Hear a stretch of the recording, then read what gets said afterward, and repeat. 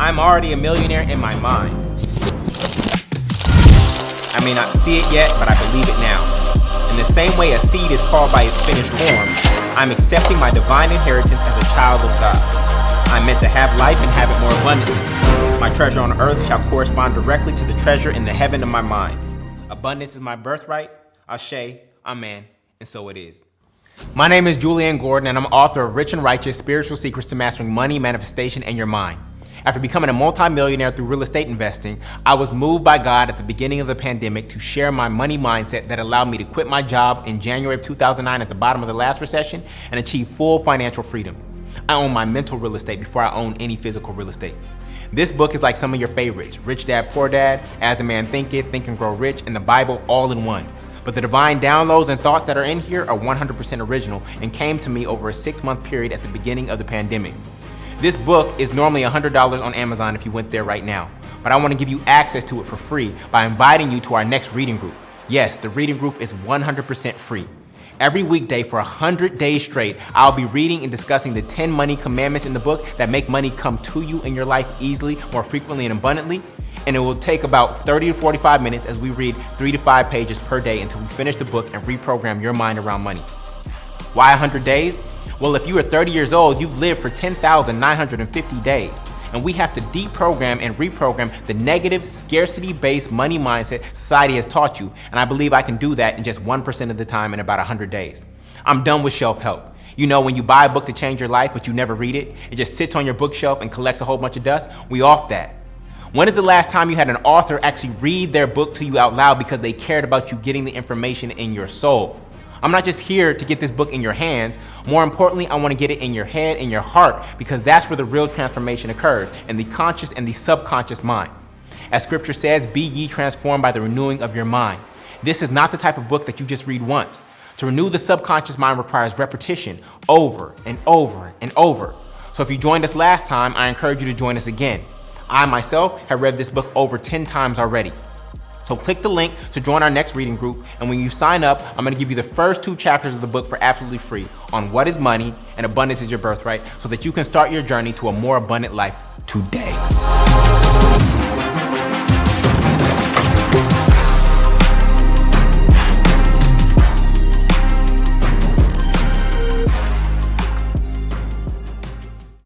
Rich Rising, Rich Rising. Welcome to another day of Read Rich and Righteous. We're reading Rich and Righteous: Spiritual Secrets to Mastering Money, Manifestation, and Your Mind. This has been a blessed journey so far. Today, we are actually on day number 31, and we are ending our week strong, and we're going to head into our strong end. But we're actually stepping into a new commandment. We're moving into money commandment number 4, which is how the rich and righteous speak about wealth and money. And this one is really exciting because we're going to talk about our language, our tongue, how we've been speaking about money, and how we want to change our speech in regard to it, and why this is so important, and how your money mindset is actually revealed by your language. All right. And so go ahead and type in your consistency score. I see some 30s, some 31s already, some 31s already.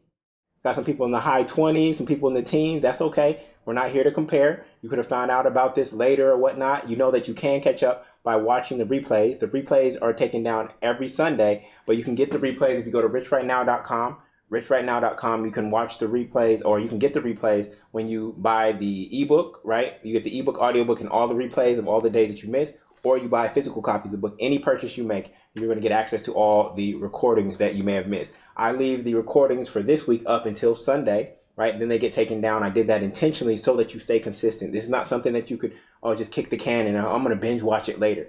The goal is for you to be consistent. That's why everybody's typing in their consistency score, because that's how you reprogram the subconscious mind, right? You do it through repetition and consistency. Like, for instance, if you go to the doctor and you find out that you're unhealthy, and I don't speak this on anybody's life, just using an example, you can't just go exercise all week the next week and now say, I'm caught up on my health. No, you have to exercise consistently. You have to drink water consistently. You have to do health habits consistently. You can't just binge watch them or binge do them, right? Just do a lot at once to make up for all that you've missed out on. Brushing your teeth, you do that consistently. You can't have unhealthy teeth and then all of a sudden start brushing and think that that makes up. The same thing happens when it comes to reprogramming your mind. And so that is done intentionally in order to make sure that you constantly show up. And I'm seeing the results in people's lives and their stories that they're posting in our Mighty Networks group, and it's been absolutely amazing. And we're not even at the halfway mark yet. So we're on day 31 today. We're on page 156.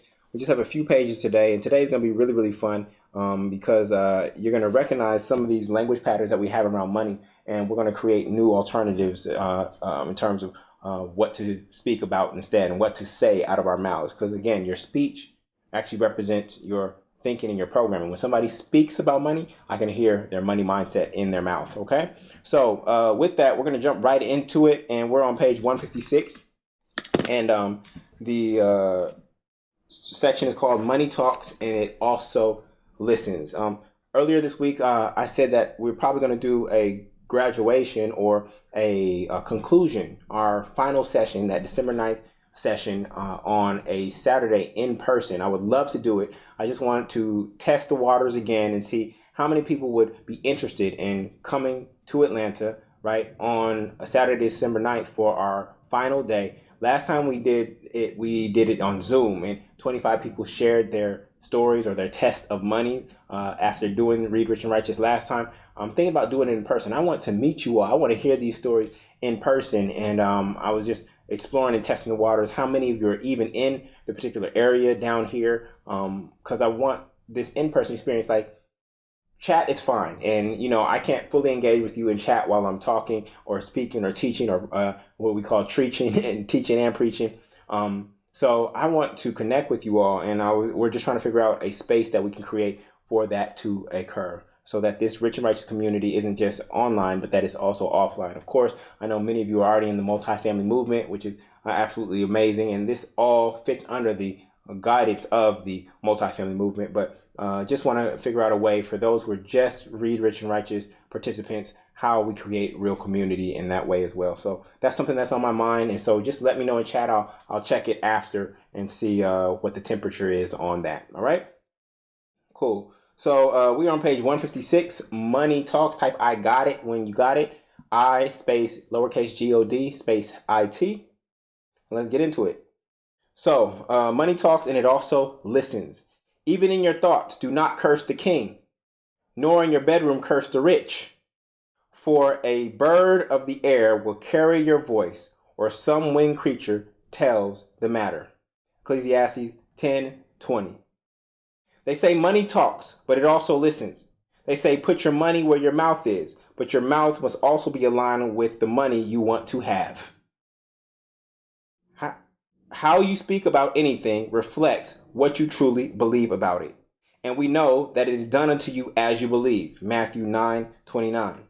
And many people repel money through the way they speak about it. Our thoughts and speech must be in alignment with the wealth we want to have. Your word is made flesh, and your language reveals your level of thinking. In Matthew 15:11, Jesus says, what goes into someone's mouth does not defile them, but what comes out of their mouth, this is what defiles them. Change the words that come out of you, and you will change the income that comes to you. Garbage in, garbage out, God in, God out. All right. So when we go back to, we're going to get back into the scripture in just a second. As a God, lowercase g, and if you are concerned with calling yourself a God, just go to John 10:34. Jesus says, is it not written in your law, I've said ye are gods, but that scripture will never get read or taught on a Sunday. Okay. So as a God, lowercase g, as a child of God, meaning that you are a God, which is a lowercase g, right? Be mindful of your words because they are the seeds of your reality. There is nothing wrong with the 1% except that you aren't in it. As we addressed in Money Commandment number 2, you can't hate money and have money at the same time. This is why you shouldn't curse the rich, as Ecclesiastes 10:20 says, right? Let me read the scripture again. Even in your thoughts, okay? Not just your words, even in your thoughts. It's implying that your words, you should not curse the rich, but even in your thoughts, do not curse the king, nor in your bedroom curse the rich. For a bird of the air will carry your voice, or some winged creature tells the matter. This is metaphor. This is allegory, family. Okay? You are not to curse the king, right? Nor in your bedroom, which is your most private space inside you. This is the temple, right? You are in the bedroom. That's your most sacred private place. You are not to secretly or subconsciously, actually, this is probably the bedroom, right? This is probably the bedroom. You're not meant to secretly curse the rich. Some people say, oh, I want to be rich, but then at the same time, they're cursing the rich. And we already talked about that. You can't hate the rich and want to be rich at the same time. So your words must match your wants. Your words must match your wants. These birds that carry your voice, right? Your thought energy, they carry it out into the universe. They carry it out as frequencies. And then the universe responds. It tells on you. Your thoughts are telling on you. It's not your words. It's not your baby brother. It's not your baby sister. It's not some person at work, right? It's not your neighbor. What do they call Kim? I think they call it Karen. It's not Karen. You know who's telling on you? Your thoughts. Your thoughts are telling on you. You may say something with your mouth, but your thoughts are telling on you from a vibrational frequency standpoint. Okay? So you can fake it. You can front with your language, your appearance. You can front with all that, but your thoughts and your vibration is actually telling on you. All right? Your words must match your wants. If you are committed to righteousness, I would love for you to be in the 1%. Right? We need more righteous people in the 1%. It would allow you to do more good. And I believe that good people should have more wealth. Granted, there are many examples of corrupt capitalism that exist, but conscious capitalism is what really drives our economy. Most businesses earn money by doing good. See, a lot of people don't believe that. I believe that. Most businesses earn money by doing good. All big businesses aren't bad, and all small businesses aren't good. All big businesses aren't bad, and all small businesses aren't good. For with what judgment ye judge, ye shall also be judged. Matthew 7:2. So be mindful. It is easier to get a job than it is to create one for yourself or others. We must honor our entrepreneurs, our creators, our innovators for their courage and faith in themselves, their idea, and their creator. Listen to some of our collective language around money, such as filthy rich. Listen to that. Filthy rich implies that it's dirty, right? I'm broke. Something is broken. Dirty money. Disposable income, as I can throw it in the trash. I could dispose of it. Money laundering, as if it needs to be cleaned. The root of all evil. It's hard to keep. Mad money. I'm blowing money. Spoils. When a pirate would find a treasure, call it spoils, as in it's rotten. Tricking money. The 1% is greedy. Dead presidents. We call these dead presidents. No life in it, right? Money to burn, loot, even pirates' booty, right? Matthew 12:37 says, for by your words you will be acquitted, and by your words you will be condemned. The dualistic mind thinks that if money is bad or evil, then no money is good, righteous, noble, virtuous, and Christ-like. If this, then this type of thinking is part of what blocks the righteous from becoming rich. How can we call someone who has made money by creating value for others filthy rich, as if money or money making is dirty? My least favorite is the term disposable income. Disposable income is supposedly the money left over, monthly after you've paid all of your basic living expenses. So your income, or your revenues actually, is $6,000 a month. You have $5,000 a month in expenses, your housing, car, childcare, things of that nature, and you have $1,000 left over at the end of the month. Marketers will teach you to call that disposable income, as if you can just blow that money. You could waste that money. But money left over after your living expenses is not meant to be disposed of or wasted. The money that's truly left over, that's your true income. Remember, what you get paid by your employer, that's your revenues. Then you have your living expenses. Then what's left over at the end of the month, that's your true income. The top line is not your true income, right? What's left over at the end of the month is your true income, but they've taught you to call it disposable income, okay? The government or marketers probably created this to get you to spend money. We know that when we spend money, we end money, right? Which is the second worst thing you can do, because when you spend money, you end money. You only get to use it once and then it's gone forever. Disposable income suggests that money is trash, and that leads to wasting money. You throw food scraps down the garbage disposal, but money isn't meant to be disposed of. Cash is trash, but money is not. Okay? When we say cash is trash, what we're referring to is that this form of currency has no value. Okay? You can't eat it, can't drink it, you can't wear it, you can't house yourself with it. This is the lowest form of currency, right? And our job is to be good stewards of this and actually resurrect these dead presidents and put them to the highest use possible. Because right now, sitting in this form, they are in their lowest form, right? They have no frequency or vibration there. This is why they yield very little interest when you have money stored as cash in a savings account, okay? Cash is trash, but money is not. Okay, when we talk about money, we're talking about larger concept than just cash. Cash is the paper that represents the currency, but money is the actual currency.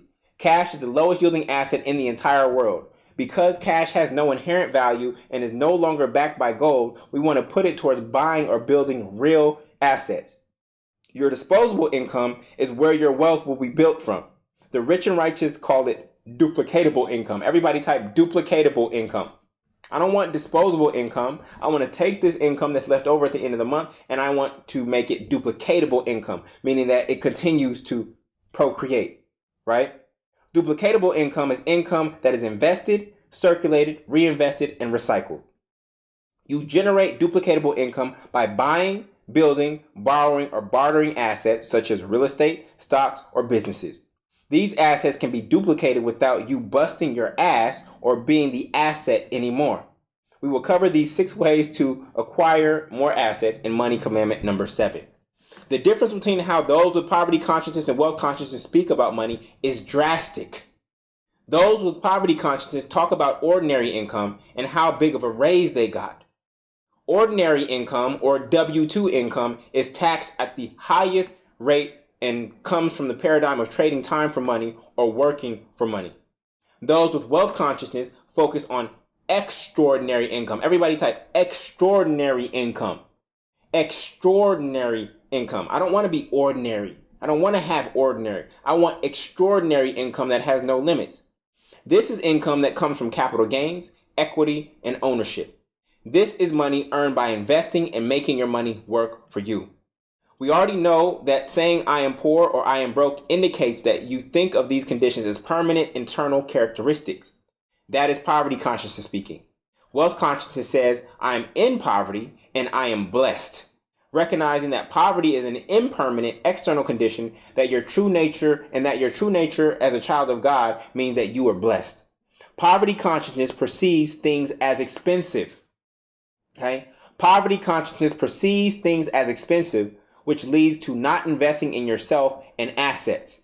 In contrast, wealth consciousness actively seeks to put money into things that are expansive and will grow one's self and assets. So you have to understand the difference between expensive and expansive, right? Buying a piece of technology to, for instance, a TV, right? You buy a TV. Oh, I got the TV at Black Friday for $200. This is normally $1,000, right? You think you saved $800. No, you didn't. You didn't save $800 because in addition to that, first and foremost, you had to wait in line, right? How valuable is your time? How valuable is your time to you? Maybe it's not that valuable, so you waited in line.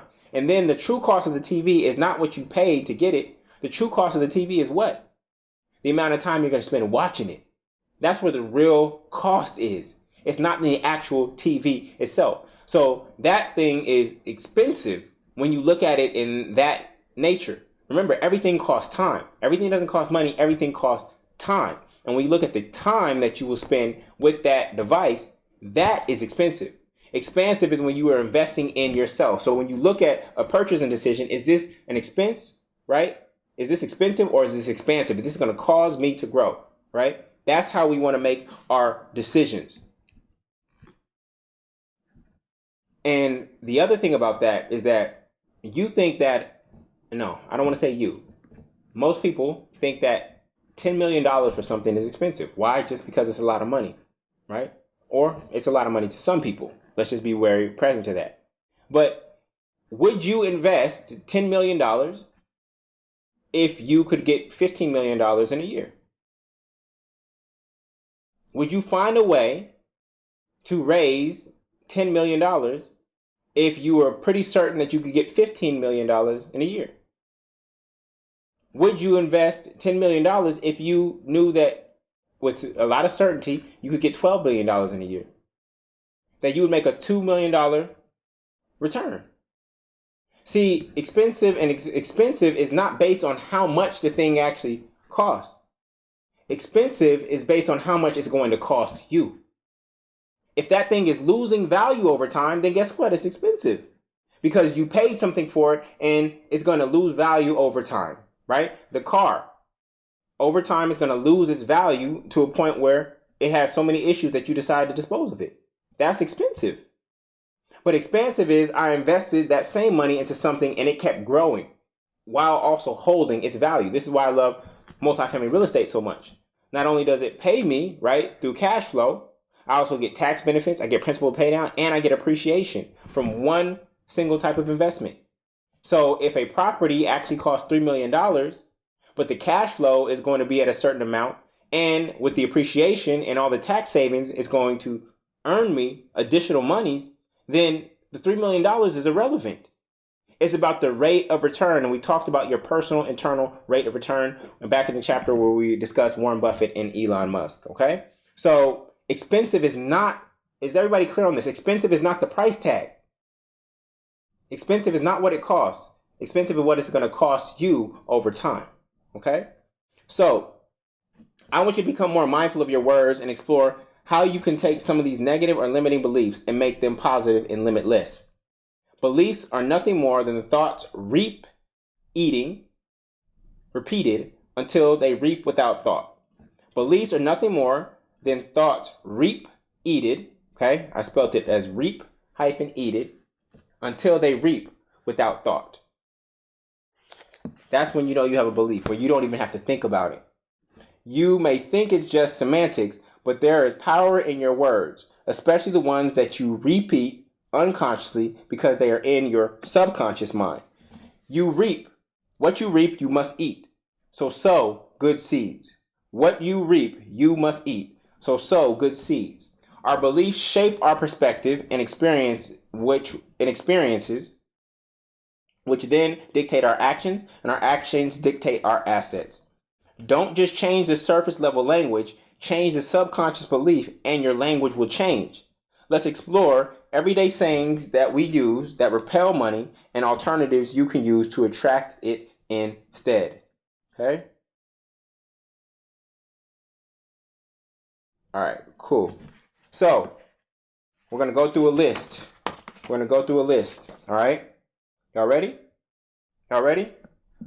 So, you might have said, I got fired from my job. No, you got freed from your job. The fact that you got released, hopefully you got some severance, you got freed from your job because you weren't supposed to be there anyways. That job wasn't in alignment with your purpose anyways. If you got fired, if that job was in alignment with your purpose and you just weren't performing, then you got fired. But in many cases, you just got freed. God orchestrated that to free you so that you could make your next best move. More money, more problems. I don't know what they want from me. It's like the moment. Right? More money, more problems. No, big. We don't want to affirm that. More problems equals more opportunities, which equals more money. This is why so many great companies were made during the Great Depression. Now, if the CEOs of those companies would have said, oh, it's a depression out there and it's a Great Depression, there's just scarcity out there, then we can't make any money in this environment. No, they said there are problems to be solved, even at higher levels now, given the economic environment. And if we can win in this environment, then we're going to flourish as things get better. This is how some of the greatest companies were made during the Great Depression. Money is hard to come by. Some of you have uttered that, or you said it in your bedroom. You said it in your bedroom, in your thinking. No, money is easy to come by. Filthy rich. We want to change that language to godly rich or rich and righteous. Disposable income. We already addressed this one, right? Treating income like cash. We want duplicatable income, treating income like it's meant to be reused and recycled.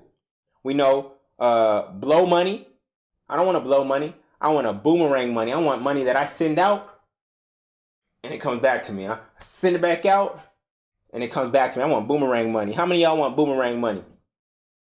Fixed income. To my elderly folk that are out there, I'm on fixed income, and they always say it with so much scarcity in it. Oh yeah, I'm on fixed income. No, we want mixed income. The goal was never fixed income. We want mixed income, okay? Coming from different streams, but one source. Tricking money. I'm not tricking money, right? Because I'm not trying to trick. I'm not trying to do any dances, and I'm not trying to trick anybody out of their money. Instead, I'm just attracting money to me. For those of you out there who are entrepreneurs, right? Especially when Black Friday comes, Small Business Mondays or something like that, stop calling yourself a small business owner. Who said that your company was small? I'm a scaling business owner, not a small business owner. Remember, don't confuse your stage, right, with your identity. Because if you confuse, your stage will become a cage. If you identify with your stage, meaning that you only have 5 employees or you have 3 or it's just you, if you over-identify with your stage, you will put yourself in a cage. You're not a small business, you're a scaling business. It's just as easy to say scaling business as it is to say small business, right? But scaling business doesn't have a limit on it. Because at what point do you not become a small business? And why are you over-identifying with being small? This one, another day, another dollar. Oh my gosh. Ugh. Another day, wouldn't it be just as easy to say another day, another $1,000? That's $365,000 a day, a year, excuse me. Wouldn't it be just as easy to say another day, another $1,000? And people say this, saving for a rainy day. I'm saving for a rainy day. No, I'm saving to make it rain. I'm saving to make it rain so that when I'm saving temporarily for a great deal that's going to make it rain. The almighty dollar. I don't serve this dollar has no power over me. Okay? I serve the almighty God. We talked about this one. It's expensive? No, it's expansive. It's expansive. You paying this amount to get coached to learn this particular skill set. Is that going to be an expense or is it actually going to expand you? If it expands possibilities, then do it without thought. Just go. Just go. I'm broke. You're not broke. I'm fixing my finances or my financial system is broken, but I'm not broke. We know the power of I am, so be very, very careful. Cash is king. We know that cash is not king, cash is pawn. Assets are queen, cash flow is king, and then cash is pawn. And we will sacrifice a pawn to acquire a queen. Wu-Tang, cream, cash rules everything around me. No, it doesn't. God rules everything around me. Money is tight, man. Money tight right now. No, money is always expanding. Look at inflation. Money is always expanding, family. Spoiled rotten, right? When somebody has more than enough, we call them spoiled rotten. No, they're spiritually aligned. They're spiritually aligned with their source. Okay? For those of you on the corporate plantation, you're in those meetings. Say, oh, that's just my 2 cents. Why are you only valuing your ideas at 2 cents? You see that? Oh, that's just my 2 cents. That was $1 million idea, and you just said that's my 2 cents. Nope, that's just one of my $1 million ideas from now on. Stop saying that's just my 2 cents. Maybe they'll start listening to you different when you put a dollar figure that actually makes sense, that is actually correlated with the value of the idea you brought to the table. Stop saying it's just my 2 cents. Money doesn't grow on trees. Money grows on trees and like trees. Okay? We know that it's flat cotton. It grows on trees and like trees. Okay? It keeps on multiplying. My money keeps multiplying. All right? We already know here, outside of money, we say strong end instead of weak end. We don't want to be weak at the end of the 7 days. Right? We don't want to fall in love. We want to stand in love. We don't want to fall in love. Right? Love you to death. I love you to death. No, I love you to life. I love you to life. This is as good as it gets, ain't it? No, it just keeps getting better and better and better. Did the energy that I took to say the alternative, was it any more energy to say those things? And the person who says the second thing, who's going to have a richer experience of life? The person who keeps on speaking the first ones on the top, or the person who speaks the second one? Who sees life as more expansive, more joyful, more possibility, more win-win situation, right? As opposed to a zero-sum game. The person who is saying the second statements believes that there's more than enough for all, right? So in some cases, you're going to have to start manipulating your speech until you don't have to manipulate it, because it's actually related and changing your beliefs. But again, sometimes we have to go outward in. Just like sometimes a car needs a jump and sometimes a heart needs a defibrillator, sometimes we can start with the outward to get inward. But usually we want to start with the inward. If you change the inward first, then your outward speech will start to change. Okay? So, last paragraph on page 161. In the Tower of Babel story, the people sought to create a tower that reached the heavens. In Genesis 11:6, the Lord said, "If as one people speak in the same language they have begun to do this, then nothing they plan to do will be impossible for them." When your language is aligned with your vision and action, all things are possible. The downfall of the Tower of Babel, the allegory of the Tower of Babel, was that they were seeking to make a name for themselves. Genesis 11:4. That was the issue, as opposed to doing it in the name of God. As I said before, righteousness seeks alignment with God and what is right first. As Jesus said in Luke 22:42, "Not my will, but thine be done." Right? Not my will, but thine be done. Nonetheless, the story demonstrates that there is power when you have one language in your mind and less incongruent beliefs, thoughts, and speech, creating inner resistance. Like water, God flows according to the path of least resistance, and our speech can repel and reveal the resistance within ourselves. All right? So for those of you who have the rituals workbook, the exercise or the ritual to do is the flipping money exercise. The flipping money exercise. Where is it? You will be doing the flipping money exercise right here. Right here. It's on page 46. So I want you to do that for homework. For those of you who just got the book and don't have the rituals workbook, you can go to richrightnow.com/store. richrightnow.com/store. And get the rituals workbook. These are all the exercises and rituals that you see at the end of each chapter to really anchor in these principles. So everybody who has a rituals workbook, go ahead and complete that before Monday. It is the end of the week. We're going into our strong end.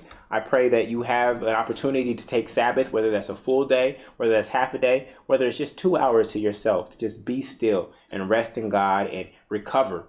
I encourage you to do that. This has been a blessed week. We're now in money commandment number 4, as we are talking about how we speak about money. And on Monday, we're going to get into the chapter on word is God. God is the word, and word is God. I'm really excited about that one. A lot of gems there that are going to open up some doors, mental doors for you. All right. So enjoy your strong end. Go do something for yourself. Go do something for fun, and go do something with others. Be God to yourself. Love yourself as God loves you. Be master over yourself as God is master over you. And remember that you are God of your own life. You are first cause in your own life. There's no individual, institution, or situation outside of you that has greater power over the direction of your life than you. Love y'all, family. Looking forward to see you for week number 7. Peace.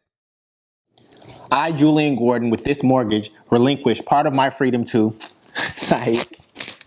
I've been rent-free since I acquired my first multifamily property, a triplex in Brooklyn, New York, in May of 2013. And since then, I now own 16 multifamily properties with 40 doors that generate about $38,000 per month in rents in just 8 years on the side. Do not sign a 30-year mortgage. Get freedom for life when you buy a multifamily property.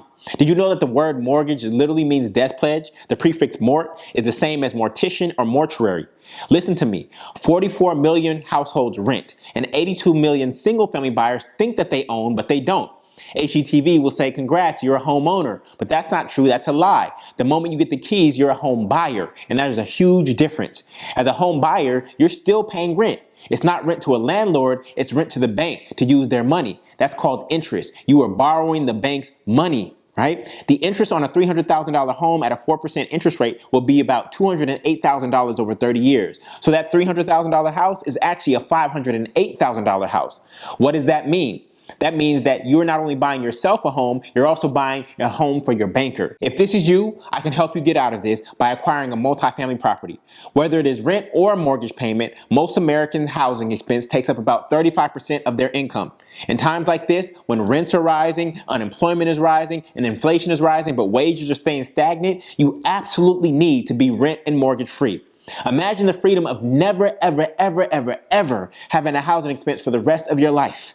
If you want financial freedom, starting with your rent and your mortgage, like I did, then click the link below and register for my free webinar coming up on how to finance, find, and finalize multifamily real estate deals. It is actually not as hard as you may think, but keeping up with rising housing costs are. You need to be the receivers of rent, not the payers. Your time is now. Click the link below.